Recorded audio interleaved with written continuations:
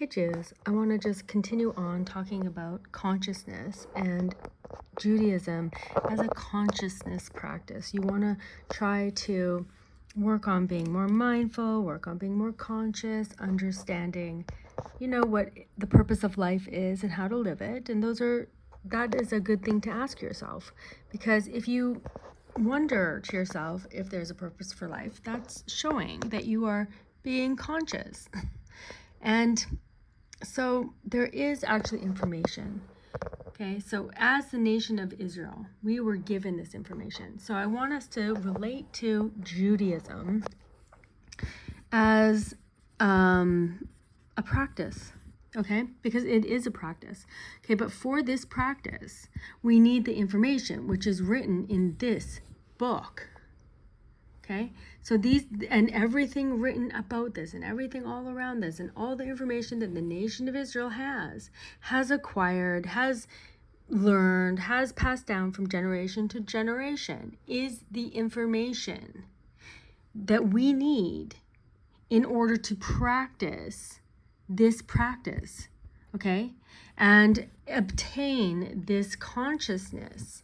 And what is that? It is the knowledge of God. So we learn this information.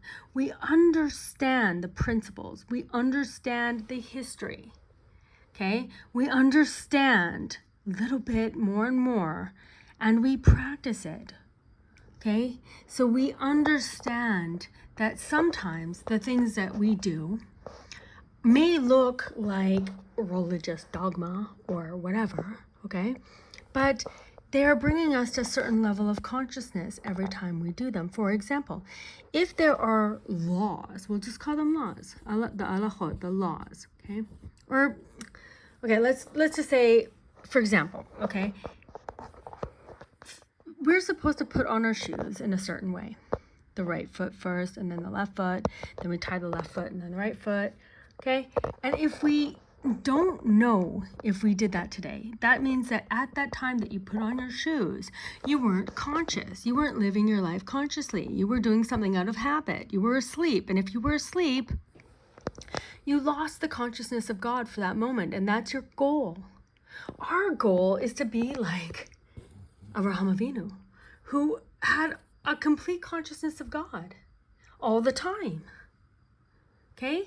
And that level is obtainable, actually, if we practice Judaism. If we perfected Judaism, that would be us. We would have a clear understanding of God all the time.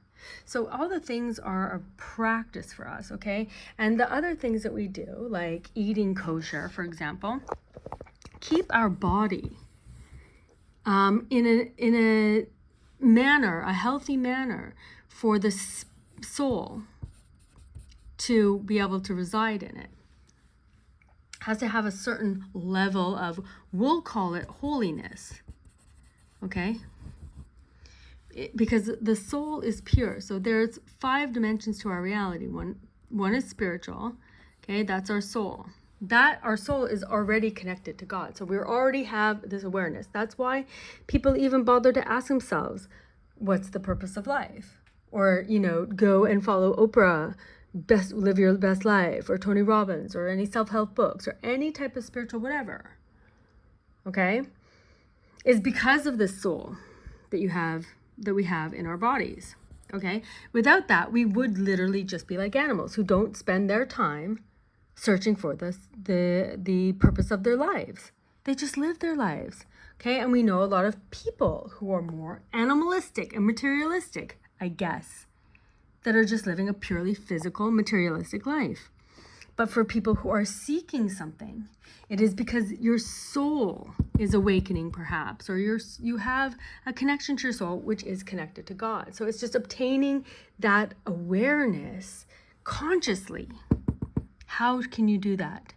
By practicing Judaism. How do you practice Judaism? You learn all about it. You learn the laws. You follow the laws. Okay? And then you try to maintain this connection of awareness that there is a God. Right foot first, then left foot.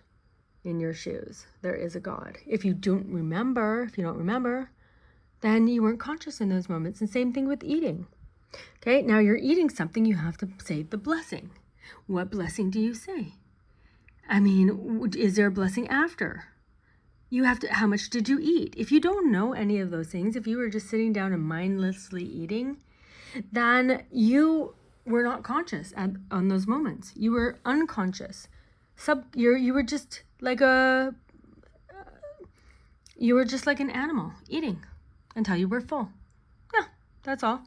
Okay, and there's many other things that happened at that same time because of the connection between the spiritual and the physical, that we know that we should eat in a certain way that is also nourishing to our soul and not causing any problem in our bodies, so that our soul won't like being in our body, and then our body will be unhealthy. Okay, so all of these things. So, yeah, so that's what I want to say about being conscious and looking at Judaism not like a religion. It's not a religion. Okay, that's the lie. The truth is that there's a God. And we are supposed to, especially as Jews, understand that and live with a conscious understanding and a conscious awareness of that at all times. And if you can practice Judaism, okay, and then you have something to measure, kind of like, how conscious am I? Well, how good are you following the book? And all of the people that came before us that explained that to us.